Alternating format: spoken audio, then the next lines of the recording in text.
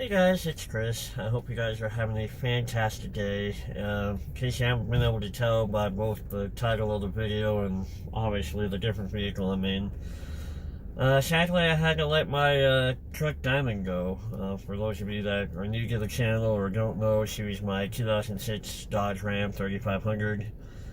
She had the pipeline coming. She was a 6-speed manual. I loved that truck.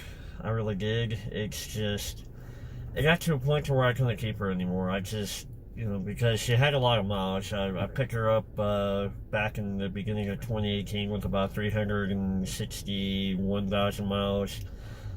She was knocking on 374,000 when I let her go.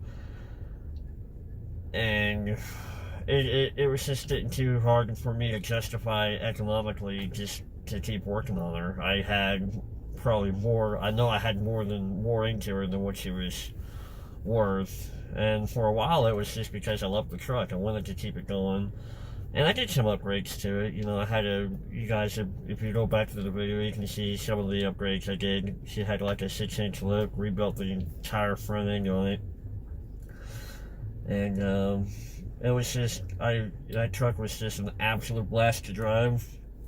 And I loved it when it was actually behaving, but there toward the end, it was like the last 3 months, it just felt like there was always something strange going on with it. It was needing this, it was needing that. And the thing that kind of broke me was kind of my own fault. Way back, I think it was kind of like late 2018, I had to wait to start light pop on. It was giving me basically a high fuel return rate error. And I was thinking it was the FCA, the fuel control actuator, so I went to try and pull it to replace it. And I had a bolt that was basically stripped out, which I guess isn't an uncommon thing for that to happen. And at the time, I guess because of the tools and my knowledge, I was thinking, well, I might just have better luck if I actually just pull the whole injection pump out. So I started to, go that route, unhooking the fuel lines and undoing what were supposed to be the nuts, or what I guess they came out as bolts. And I guess where I screwed up was I decided, not to go that route, not to pull the pump, just to kind of pursue a different route. So I wanted to put everything back together, but I don't think, looking back, I don't think I torqued the bolts back on correctly. What wound up happening was, because, it's an injection pump, it's gonna rattle a little bit, diesels rattle and vibrate. So I think it caused, like, I think 1 or 2 of the bolts to just basically work themselves loose, back out, and fall out. And I think they wound up, like, breaking 1 or 2 studs. And to kind of do a stopgap measure, I just kind of ran, like, Home Depot M8 by 125 bolts in just to kind of stabilize it. And I guess that didn't work. What wound up happening was it just, between the injection pump vibrating and things snapping off, I wound up kind of destroying the holes that the studs were supposed to go into. And what happened was, it was kind of like a chain reaction. Like, the pump was starting to vibrate, it wound up cracking the fuel line going from the pump up to the common rail. Replaced that, put bolts in to stabilize the pump, which it worked for a little while, but then I think it sheared like one of the bolts and backed another one out. So, and because of that, I had to kind of go in there again and, try and restabilize the pump. And I guess one other return line, basically just from fatigue, finally snapped. And at first I was just going to replace the line, but I'm like, I really need to fix the root problem.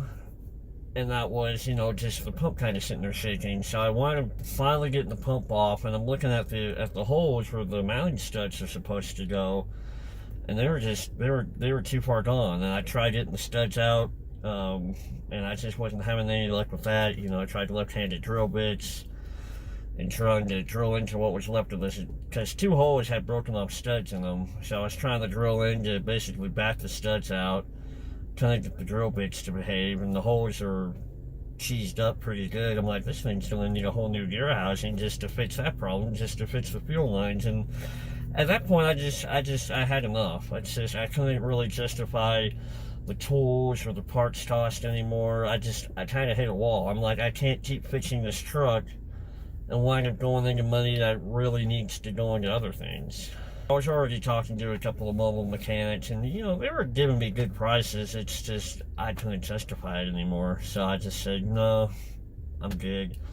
One of the mechanics actually kind of linked me up with a guy that was looking to buy a truck, and I was frustrated. The truck was down. I needed a vehicle, obviously, so I wanted to let the truck go for way less than what I had into it. I mean, I lost my butt.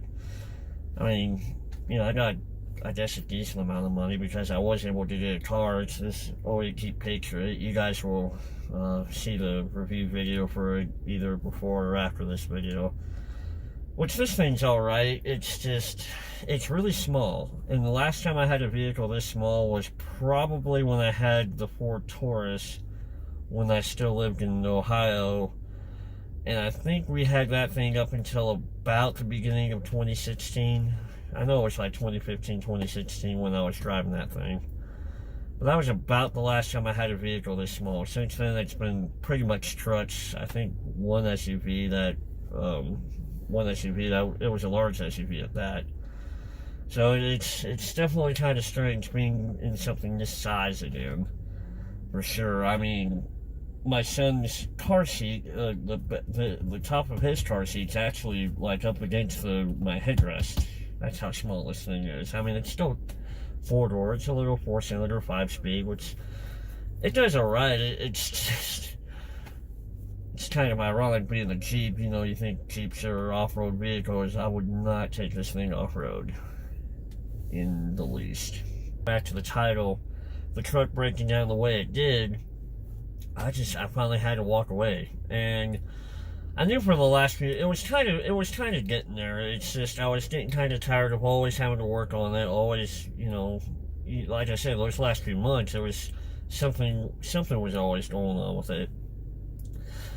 And because of the hailstorm that it got caught up in, not this year, but last year, I wasn't running full coverage on the insurance anymore because they paid me for the hail damage. And I just remember telling my wife, I'm like, either this truck's gonna have a catastrophic breakdown, or an accident. I'm gonna hopefully not, but an accident or something goofy's gonna happen to it accident-wise, and I wind up losing the truck over it. And unfortunately, that's kind of how it happened. It's just, it broke down. I couldn't do anything more with it, and I basically had to let it go. And I'm still kind of kicking myself because I really loved that truck. That truck, when it was running and driving just fine, was kind of the pinnacle for me because I always wanted a truck like that. But again, I couldn't justify it. I had to walk away. I had other priorities, and I just couldn't keep throwing money at it and hoping for the best. I'm really hoping eventually I can be back to that point one day, you know, having a Cummins again, having a nice truck like that, probably with less miles, so it's not breaking down all the time. But that was just kind of my story of having to walk away from a truck and, you know, going from there. So I figured I'd put that story out to you guys, give you an update on why I'm in this thing versus the truck. But I'm also kind of curious for you guys, you know, at what point did you guys have to walk away from a vehicle, I guess is what I'm asking. So feel free to comment down below. And I hope you guys are having a great day, week, weeknight, whatever time it is, wherever you may happen to be. And I will see you in the next video. Take care.